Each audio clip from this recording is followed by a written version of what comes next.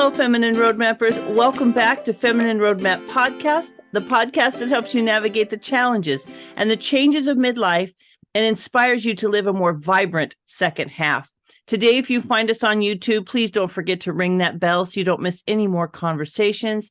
And if you are on a podcast platform, please take the time to subscribe, rate, and share this conversation. Today, we're going to be talking about fitness, but we are going to turn it on its head. My guest today, her mission is to change how and why we exercise.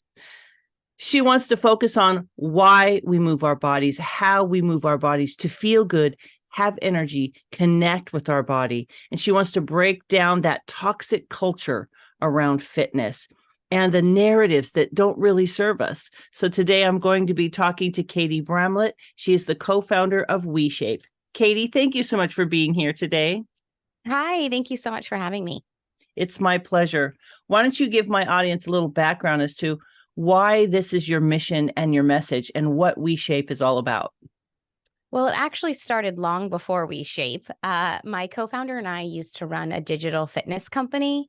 So we sold digital products like cookbooks and diets and how to get a six-pack. And I often share that from the outside in, my life looked really great. I had met a lot of milestones that society told me I should meet. Our company was scaling. We had made the Inc. 500 3 times. Like really everything was sort of set in terms of what I thought I wanted my life to be. But to be honest with you, there was something inside that just said, no, this is not the way. And it was really hard to turn the dial up on that voice because I was getting so much external validation for the success and the things that we were helping people, right? We're helping people get healthy. And I just was like, I can't sit with it. I can't get settled in it. So I just started to dissect what's going on here. And so fast forward the tape, I was like, oh, I was asleep at the wheel. I was promoting something that maybe actually wasn't helping people and maybe wasn't what was best for us as a culture. And once we started to peel back those layers, everything changed. And we ended up shutting that company down. At the same time, my co-founder was really I was like getting fed up with the philosophical mission side, and he was getting fed up with the product side. Like the products that we're offering are good, but like we need a product that can meet people where they're at. And we need a product that's rooted in exercise science and movement so that people can have a sustainable exercise program for the long haul. Like no one's going to ride an exercise bike for 40 years. That doesn't actually really help us for the long haul. And so how do we create a product? So we both kind of like were going through this transformation at the same time in different ways. And we navigated all of the clunkiness to finally close down the other company, come together. And we did have to go through a period of like, wait, I want to go this way and you want to go that way. And I'm like, oh, actually they go together. And so with that was the birth of WeShape. So we spent a couple years building our technology-driven product that's at home, extremely customizable workouts that are rooted in movement. People can adjust the movements in real time to meet their needs. And we started dissecting some of this toxic culture. So yeah, it's been a journey, but we finally landed on the same page and I'm super grateful for that. Yeah. So what would have been what's the main difference between what you used to do and what you do now? So we used to sell people weight loss, which is really rooted in like fear of not fitting in, fear of not getting love, fear of not being accepted, fear of if I don't meet this particular body type, I will be rejected. We used to sell like do this for 30 days and then you could get abs. And I'm like, why do we want abs? Like it was just so surface level. It was just so like contributing to the problem. We didn't know it at the time. So I did go through a huge period of like shame and guilt and like, oh no, what have I done? I was like, well, you didn't know. You did what you thought you knew at the time and then you knew better and then you did better. What we do now is we're like, okay, what does your body need? Oh, you have a hurt shoulder, you have a hurt knee, you have, or you have a movement pattern that's going to turn into an injury. And we do at-home bodyweight exercises that are like behind the scenes. It's very complicated. We have thousands of movement files, but for the customer, it's pretty easy. They just push play, and the program design is made for their body. So we're trying to get people to move better in their body, right? And the moving better makes you actually feel better. So we're like shifting the entire intention as to why we're doing something. We're not really here to get a 6-pack app. Like we're not really here to focus on weight loss. Some people come to us, use our product, and sometimes they lose weight, but that's not like why we're here. Like, great, if that's what you want, that's a side effect, wonderful. But we're not going to put all of our energy and attention onto it, because what does it really do anyway? Like, what is that? I mean, it doesn't really serve us. In fact, in our old company, we really used to talk about body transformation, and we had thousands of people have body transformations. And guess what? They were all still miserable. So it's like this idea of, if we do this, then this, it's fake. It's not even real. And I intentionally even have people on our podcast that are like ex-fitness models, bikini model, all these, and they, at the peak of their quote unquote, success, or what we think would bring like happiness, they literally all say the same thing. I was miserable. My mental state was in the garbage. I had no social life. Like, they were miserable. And so I'm trying to expose this idea that like what we think will make us happy, oh, that number will make me feel good about myself, is actually false. And if you get it, it's only short-lived. So it's like a vastly different world that we've opened our company up to. That's really interesting, because I think the general conversation in the world is really rooted in that, isn't it? Like, this is what is valuable.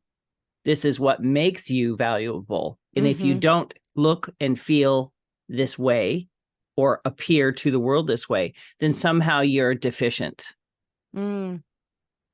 Yeah, about 3 years ago, I worked with this therapist who I had been working with this other therapist for a long time, and she was really great. She really spoke to my analytical, data-driven mind. And I came to a point in my work with her where I was like, I need to find someone who makes me a little bit more uncomfortable. So I found this other therapist. She made me really uncomfortable. She really wanted to like acknowledge my inner child and like hold a lot of space for me and cry for me. And I was like, oh, okay, I have to go here because I feel discomfort. And I'll never forget, like, after working with her for a few months, she came to me and she said, I just want to acknowledge something because I'm not sure you know this. And I was like, okay, what? She said, you know that you're valuable and worthy without doing anything, right?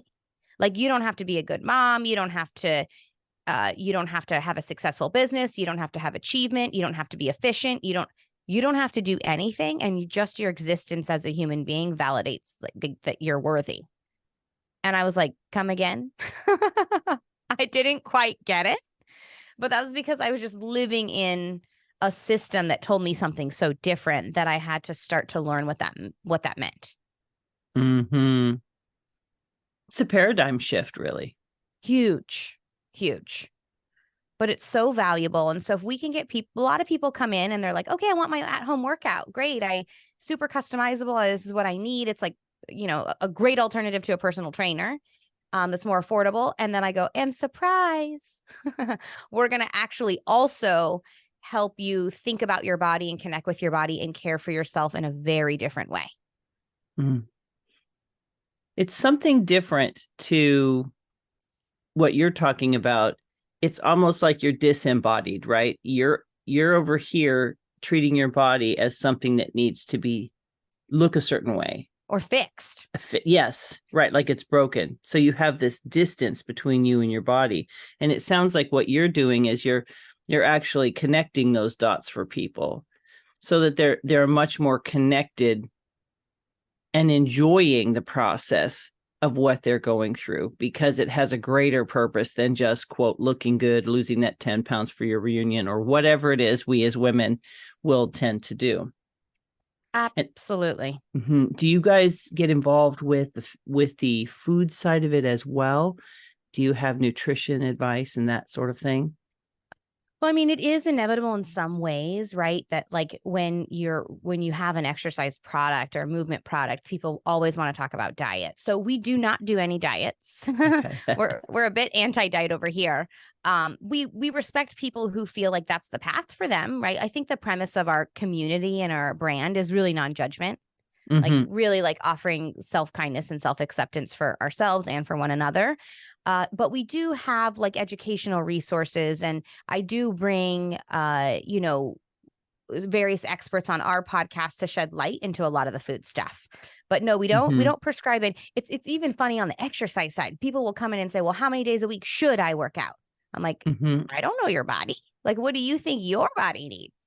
And people are just like dumbfounded by that. And my co-founder's like, just give them an answer. Like, I'm not their body. Like a couple days, I don't know. Right. It's like I have lived personally in my life up until a couple years ago where like my head was attached to my body, but there was no communication happening between those two things. It was like my mind was in the driver's seat. My body was just having to, it was trying so hard. I'm tired. Don't do that. Why are you doing this to me? And it was like, sorry, the external dial is so loud. I can't listen to you. And so what we're really trying to do is bring people back to that space of like, how do we turn up that internal dial of self that helps you create that path? So it's a long way to answer, but we don't prescribe diets. I just try to provide educational resources for different perspectives that we can have about our relationship with food. So again, not diet, it's nutrition, number one. It's fuel for the body that you're getting to know again, or maybe for the first time. I think for some people, this is a relationship maybe they've never had of listening to their body. Many times. And so I do have a lot of like you would call intuitive eating experts come on. I think what it really is though, is like learning how to create neutrality and non-judgment around food. I think that's a really difficult thing, right? It's like, and we all do it, myself included. Like when I look back on myself 3 years ago, I was like, oh my God, the amount of restrictions that I had on myself was just disordered eating is what it was. It was like, that is just not a way to live. So approaching food from a different perspective around like food is food, right? Like some foods that we consider good and healthy, like I love the example of broccoli because it's like, okay, that might work for you, but what if that gives me a stomach ache? Right. So now all of a sudden, what is the label for that? Is that good still? So thinking about food from a more neutral perspective and thinking about food from like, how do I connect with that food in a different way? And then when I do go out with a friend or go out to dinner or make a cake at home or whatever it is, how do I then also create non-judgment around that and keep the neutrality around those foods as well? Right. Like I enjoyed that. Maybe I take information from it. Oh, I had 3 slices of that and I felt nauseous for 2 hours.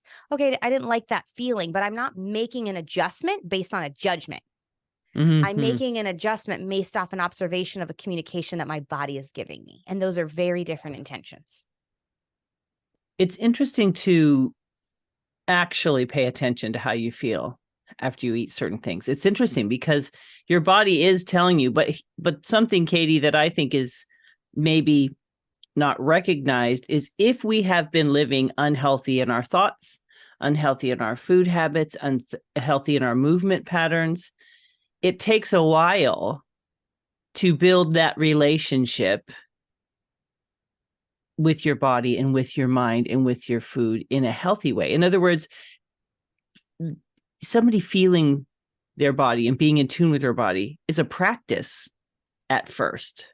Because I was talking to someone about, if you're doing something, it could be food, it could be exercise, and your body gets attuned to that level of diet and nutrition, or it gets used to that kind of fitness, and you're used to not feeling good, right? You're kind of, this is normal, when actually you would say, well, that's actually not normal. It might be common, but it's not normal. And so how would you encourage someone who has never learned to listen to their body? What do they look out for, and how do they begin to shift their attention, like you said, from that disembodied, like head and body are 2 separate entities, and beginning to create that relationship so that they're more whole in the way they approach these things? I would say curiosity is the first step. And sometimes it's really the only, like I always talk about this concept of cracking the door to curiosity. You don't have to swing it right open and change your beliefs overnight. But if you can crack it, sometimes it's enough for just a little bit of that light to come in. And then when you kind of see things a little bit differently from that just that peak of light coming in, it's often enough momentum to just have things unfold. And I'll speak to an example of like, I used to be super restrictive. I used to only eat certain things, blah, blah, blah, blah, blah. And like, yeah, my body liked it, right? We could argue that my body did like that. However, I was suffering emotionally and energetically, and I had no idea that I was. So I might have had good digestion and energy and no real health problems, but I was suffering in a different way that we can't measure, but does have an impact. Like energetically, I was deeply suffering. But when I cracked that door to curiosity and said, I wonder if what I'm doing is really serving me. I wonder if I should base this more just on how my digestion works. And I started going, oh my God, look at how much time, look at how much energy, look at how much of your life you're giving to this. And as a result, you have to give up all these other things because you're only one person with so much time and energy in the day. And so, but it was that cracking that door. And for instance, I'm in the middle of listening to a book called Food Isn't Medicine. That book, if someone would have given me that book 3 years ago, I would have gone off on 20 different scientific resources as to why that's not true. Just that title alone, I wouldn't have even considered reading that book. That doesn't validate my narrative. But because I was able to crack that door to curiosity and get curious about, I think this is serving me, but let me just double check. I went down a completely different path. And what was the concept of that particular book? I haven't finished it. I'm in the middle of it, but it's just sort of like there's a lot of misconceptions around. It's like the premise is that we attribute weight loss to a certain weight being healthy, but there are a million other factors that contribute to someone feeling healthy in their body, and weight is not the number one. That's a great conversation, isn't it? As women, we have really, and even myself, being perimenopausal and having gone through quite a bit, and it was all happening before the quarantine, during the quarantine, taking care of my mother-in-law, her body failing, and all of these stress-induced types of things. And I think that's a conversation around there are seasons that our bodies go through. And what might work for 20, 30 years, in my case, I didn't change anything, but my body definitely did. My weight changed for the first time in my life other than pregnancy. And it's like, what is happening? And I think if our heads aren't on straight, it's really disruptive, like to your point, mentally and emotionally, psychologically, when we are identified by that sort of thing, like our body looking a certain way. And I'm definitely one that growing up, there was a lot of attention on how I looked. I happened to be slim, but I didn't necessarily like the attention. And so it became a little dysmorphic for me. And so I think that when we're so strongly identified with this physical casement that we have, we get lost in who we are, is what I hear you saying. There's that who I am, not how I look, that really drives that mental and emotional and physical health. Am I right? Yeah. And think about it this way too. It's like, if I identify my worth with how I receive validation for that, for my body or for my looks, then I'm going to continue to cling to that narrative even more. And that is a scary, slippery slope because we're all going to age and we're all going to get older. Yeah. And so I want to warn people of that, because that is a really, like I said, slippery slope to get your entire identity wrapped up in. And I think about just the concept of that's not really your true self anyway.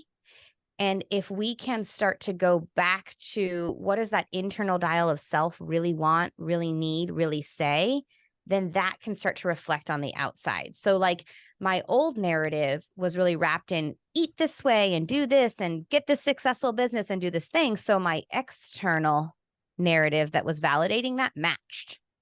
I had to go through a transition where that external narrative had to switch, because it's not healthy for me to be in this position inside going, oh, I don't like it. And then like still participating in that. Right. Like, and that is a very intense transition. Sometimes I lost some friends. I definitely don't consume the same content that I used to. Like, it was a transition, but I think that if we can stand strong in that internal self, I think that is how we can kind of pave our path through it, because and it does take practice to turn that dial up, right? We're that dial's almost talked out of us as we grow up. But I feel like if we can stay grounded in that, and I do feel grateful for that throughout my whole experience, even though I was getting so much validation from the outside about my business and about this and about that, that internal voice was like, no, no, no. And I was like, why? Why? But getting curious allowed me to say, oh, that's why you didn't feel okay about that. And that's okay. You can go on this path now. But staying true to self it sounds sort of like silly and cliche, but it really, to me, is the most important thing. The existential part of it is, I think for some women, it's knowing who they actually are. They need to be curious about who they actually are and what they actually value versus the dialogue that's in their head. Like, do I even agree with this? Well, because people who identify as female are often placed into roles without being asked if they wanted to be there in the first place. Right? So, I mean, I'm sure many people can sit in that and go, did I want that? Did I like that? Who am I? I think that it's the culture that we live in, unfortunately, has put a lot of those expectations and roles on women. And I think it is okay to say, you know what, even though I lived that way for 50 years or 60 years, it's okay for me to stop and do a check-in and really start dissecting. Was that the path I really wanted to be? I just don't believe it's ever too late to do that. I will say that it can be hard for people who are in your life when you do that, but doesn't mean it's not a reason to still do it. Yeah, that's definitely a midlife journey for a lot of people. I'm in my 6th year of this podcast, and I've talked to hundreds of people. And the reality is that we do have seasons of life where those roles have a place, and they make sense for certain seasons of our lives. And there's nothing bad or wrong about a lot of the roles that we play. No, the problem is, to your point, we reach a point in our lives where it does need to be evaluated. Does this serve me? Is this something I want to continue to do, something I want to continue to be? Because we change, our situations and circumstances change. Growth is, to your point, sometimes the cost of growth is the people around you don't like it. That is one of the hardest things, for sure. I would say that. I've had to mourn some people that have, we've had to part ways, and that is really hard. And I will say, though, that the other side of that, like, nothing has ever felt as good to me as like following that voice inside and having that inner sense of knowing and strengthening that voice. Nothing feels the same. Nothing feels the same after that. And you just practice that and you just build the reps. And I'm nowhere near that voice being turned up all the way. I think that's actually a lifelong journey.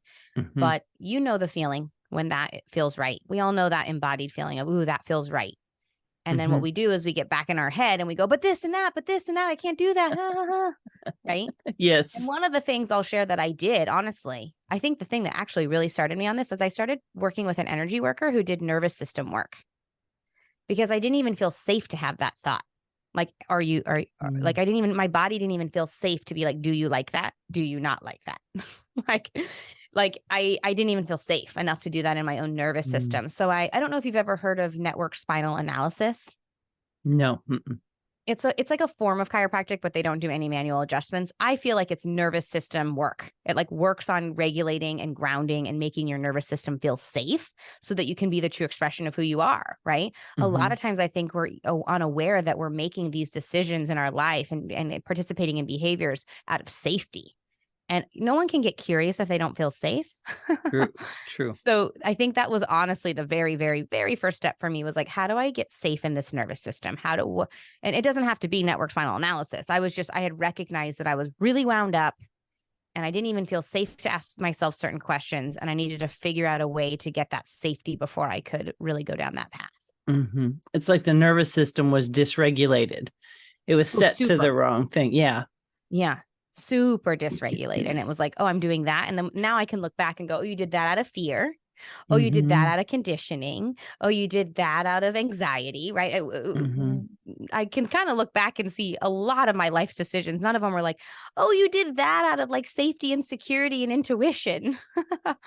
Some things, it wasn't like, it's not black and white, but a lot of things were like fear, anxiety, conditioning. That's not your true self. That's dysregulation, right? Yeah. The thing about growth is, because growth is uncomfortable for us, when we face these things and we question these things, that causes discomfort for other people.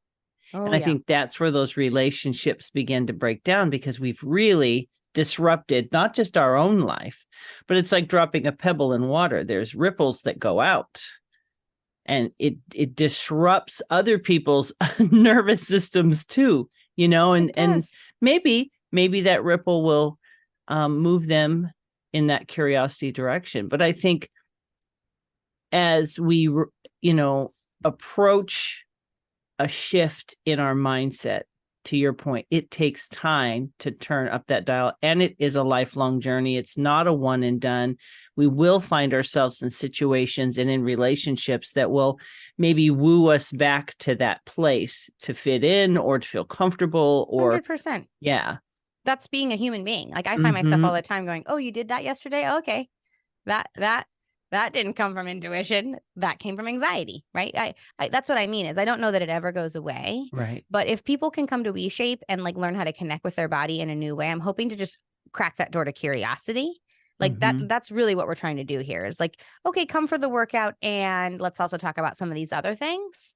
And we hope that the workout facilitates a new connection with your body that you haven't had before. And then that can maybe open the door to figuring out if that connection with self is as aligned as somebody wants. It's really only everybody's decision what alignment, to what degree of that alignment they want. And speaking more to what you said about the people getting uncomfortable in our life, I mean, I like to use this analogy of like, okay, like let's say you and I are best friends, and for 20 years we've done this tango dance together. And then I've discovered this thing about myself, or these things about myself, and I'm learning about myself in a way I haven't learned. And I'm realizing that I actually kind of like the waltz. Like that fits me, that suits me better, that feels more true to who I am. It's like you, as my friend, get to say, oh my God, can you teach me that dance? That I've never seen a dance like that. Or you're stepping all over my feet. I don't like this and I gotta go. And that can be painful, but it doesn't mean I'm not supposed to be doing the waltz. It's not a message to not stay true to you. It's just a message that that person's on a different path and they're not ready for that dance, and that's okay. Yeah, I think that was a profound statement. Just because someone else doesn't approve of the path you're on doesn't mean that you're on the wrong journey. Absolutely. I think that's a maturing process in our emotional state. Oh, absolutely. I still sometimes I'm like, oh, why do I care what that person said? I'm like, oh, fear, anxiety, conditioning. I want validation. I want to know I'm worth it. Right. But I think if we practice that inner knowing, that inner trust, and we continue just to stay curious, we could continue to cultivate a community of people around us. This is why I actually incorporated. So we launched our product, and then I was like, we have to launch a community element to our product, because I can't ask people to like, just, throw away toxic weight loss culture and not worry about that. Like that. They're like, what are you doing?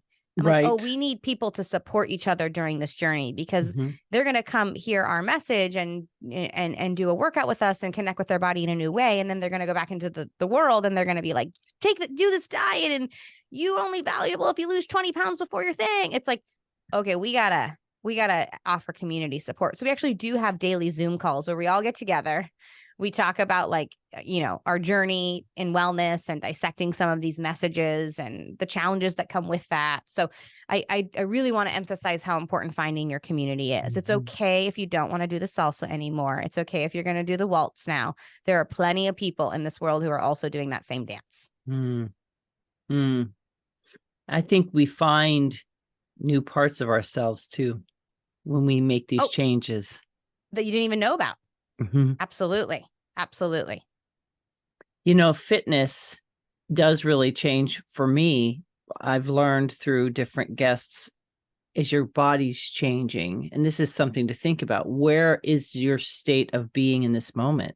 What is your, like, where are your hormones at? What's happening in your life? Where's your cortisol level? Like, are you in like taking care of my mother-in-law? There were a lot of reasons that season of 2.5 years was very stressful. There were times when it probably wasn't, but the overall impact was really strong. So I think, like anything, there's a journey of awareness, of figuring out the whole picture of what we're experiencing and why we're experiencing it and how we're engaging with that element of our lives. And I think body movement is a way to move emotions through the body, to move the cortisol out. Like, it can literally be movement of the body. Let's take exercise out of the conversation, and I'm just saying, thinking about it differently. Okay, is it exercise? It could be, but how about using our bodies and partnering with ourselves to move these things through so that they don't get stuck inside of us? Using it in that way, movement is really powerful as well. Oh, absolutely. I'm like, we're a culture that's fixated on exercise and lose weight.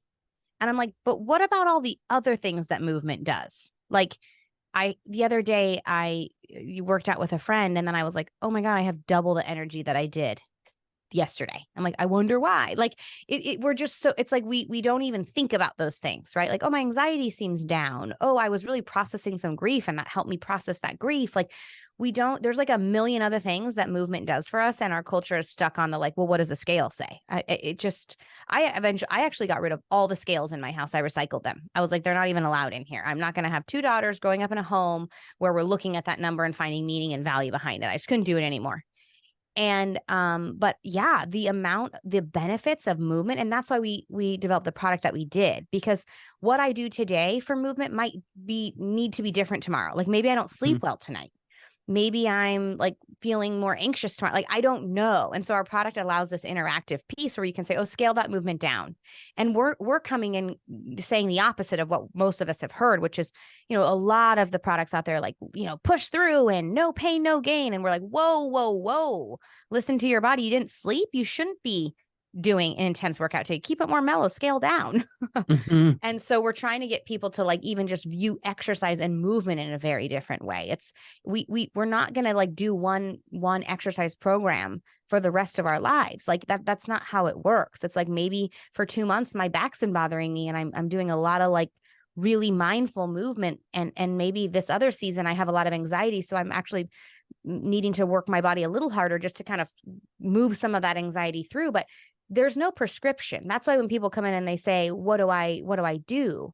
I mean, I will sometimes be like, if people say, I haven't worked out in years and I really want to, I will sometimes say, well, start with 1 day a week. Don't, because, then people do the thing where they do 7 days and then they get burnt out. I'm like, no, don't do that. Maybe start with 1 day. But this is not about, we're not robots. We're humans. We're human beings. We need to, like, understand that it's complicated and layered, and what may work for one person doesn't work for another. And that's kind of like also the root of our product is meeting people where their body needs, and what your body needs today may be different than what it needs in a week or a month. And that's okay. It's that's the point. That's being a human being. Yeah. And that's really wise information and wise advice, to recognize that what your body has needed or has worked can change.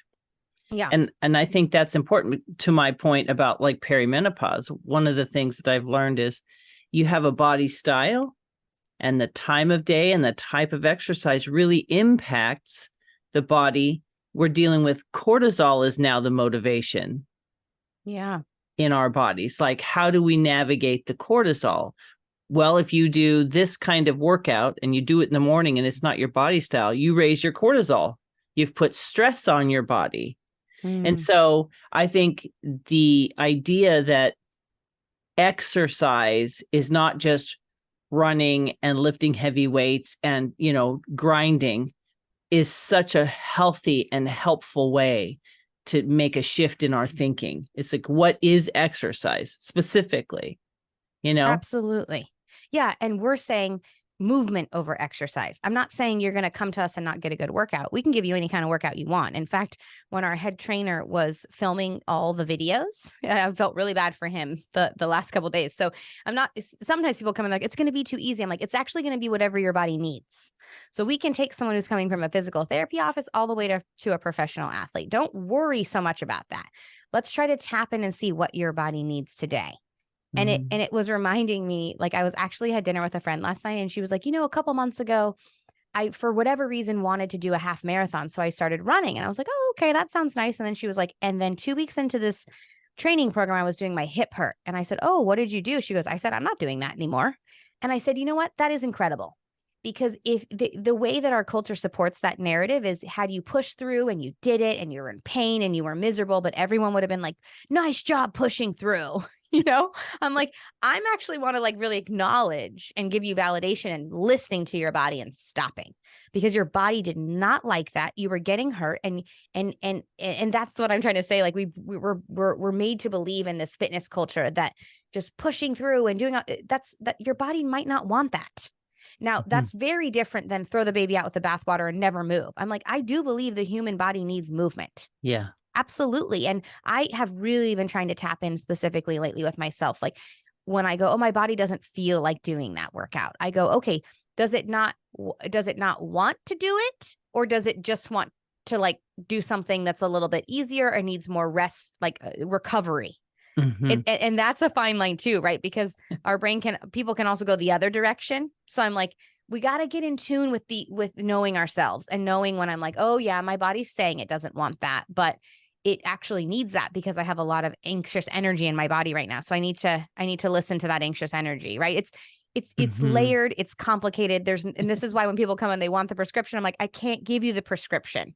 I can offer you support. I can connect you with community members who have dealt with the same thing. We can talk about our experiences, but it's not my job to say, this is the diet you should be on and this is the thing you should do. And I just want to provide the tools and the resources and the support to do what you think is best for you. And I love how you pointed out earlier that it's not like one prescription for the rest of your life. It could be, there's those people who run. They love to run. Running is their jam and they've done it for 40 years or whatever. But it's the idea of, broadening our perspective on what movement feels good and maybe trying something different, maybe something that isn't as measurable, because, when you're doing reps, you can count them. Yeah. You're doing steps, you can count them. Yeah. But like if you're doing, in yoga, you can do it by the progress that you make. But sometimes something like just moving your body to music. Absolutely. Is a great way to move your body, but you can't measure that sort of thing. And I think we're used to metrics as a way of knowing that we've, quote, done a good job. Absolutely. And, we don't do like the badges and the rewards and we don't do that here. We have a monthly feel good score where we check in to see how was your sleep? How's your self-confidence? How much energy do you have? Are you in pain? And we kind of look at those things. It is funny. Like I'm constantly doing this delicate balance in product with like people wanting certain things and me kind of having a philosophical stance on like, I don't really want to do that. Yeah. So I'm like, okay, people want to look at something on their dashboard. You can let us know how you're feeling in your body this month, but I'm not really here to like have confetti go off when you did your 100th workout in a short. It's like, this is not the purpose of this product. The purpose of this product is for you to move and feel good in your body. And not to, that alone says why I can't do that all the time. Yeah. Which is it's a gentle mentorship sort of. Yeah. Really. Yeah. I'm accepting of whatever anybody needs and whatever path I am. I'm like, you're at that part of your path. Great. I'm going to offer this, right? I'm going to offer this. And I do wake up every day and I thank the greater forces out there for providing for WeShape, because it has been a struggle to be in a startup environment and to go against the grain, right? Like when you go to an investor and you're like, well, we're not focusing on weight loss and we're not promising anything with their body. They're like, wait, what? How are you selling that? So I first thank the universe for just the opportunity for continuously providing. And then second, I say, bring me people who are ready for WeShape. It's not my job to convince people to unsubscribe from toxic diet and exercise culture. Like, if you're ready, let's do it. Let's go together. Let's be on this path. Let's uncover. Let's connect with ourselves in a way we haven't. But I've discovered that I really don't want to spend my energy and time and life away from my kids here at this company convincing people otherwise. Like, if you're cracked the door to curiosity and you want to experience a new way, hey, we're here for you. Let's talk about it. Yeah. That's fantastic. So if you had to give the listeners, 3 takeaways, 3 things you want them to anchor into, what would those be? Get curious. Things that you think serve you might not actually be serving you. Get community, right? So as you uncover things about yourself that you feel are shifting, find the community who supports that. And it's okay if people don't. Like, you can keep going on your path even if other people don't like it. And then just from the exercise perspective, like, focus on how your body moves, focus on how your body feels. And it's okay to unsubscribe from all of the messages around you need to be this way in order to feel worthy and validated. It's simply not true. Fantastic. Well, Katie, how can people find you and WeShape? They can actually have a special link for your listeners if they want to give WeShape a try for free for 2 weeks. They can go to WeShape.com/feminine roadmap for their 2-week free trial. We're on all social platforms. We have 2 social handles. You can find us at WeShape, which is all movement related content. And then we have at WeShape podcast, which is all content around this toxic diet and exercise culture that we've been speaking about today. Fantastic. Well, Katie, I want to thank you so much for taking the time to be on my show today and to share your passion around helping people become more healthy in their relationship with themselves.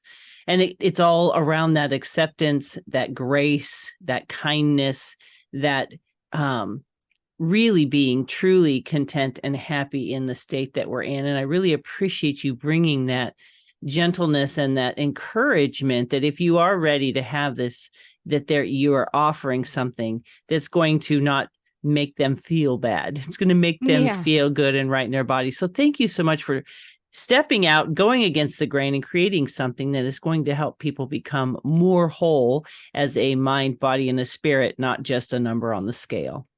Thank you so much, Gina. I really appreciate the opportunity. Fantastic. Friends, today, if you find us on YouTube, you can just look down below. I will have the links there for you. If you happen to be driving, you can head to www.feminineroadmap.com/episode 347, and the links will be there.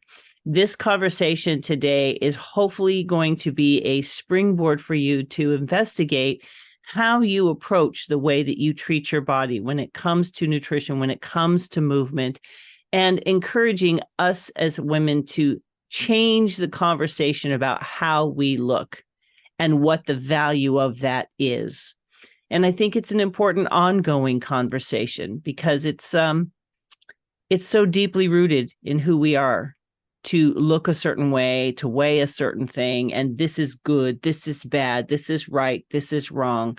So today the conversation just is to encourage you to step back and evaluate, be curious about whether or not those ideas, those judgments, if you will, are actually serving you anymore. And not even judging that you've lived that way possibly your whole life, but just really saying, what else can I do? And how else can I feel good in this body? This is carrying us through life. It's carrying our emotions. It's carrying our experiences. It's carrying everything. How can we partner with it, listen to it, love it, and have a healthier, happier, more balanced life, and remove ourselves from the things that put that power in other people's hands, like how I look? So, friends, we encourage you to tap into WeShape. Like Katie said, we have an offer for you. If you just head to, like I said, down below on YouTube, or to episode 347 on feminineroadmap.com, check that out. Make that part of the door to curiosity. See if this is something that you're ready for right now to make that shift. I thank you for being with us today, for listening in on this conversation. I do encourage you to share this with your friends, because this would be a great way to build a healthier and happier community around ourselves. Thank you so much for being here today. I look forward to sharing more interesting people, important strategies, and empowering conversations with you in the weeks to come. Take care, my friends. Bye-bye.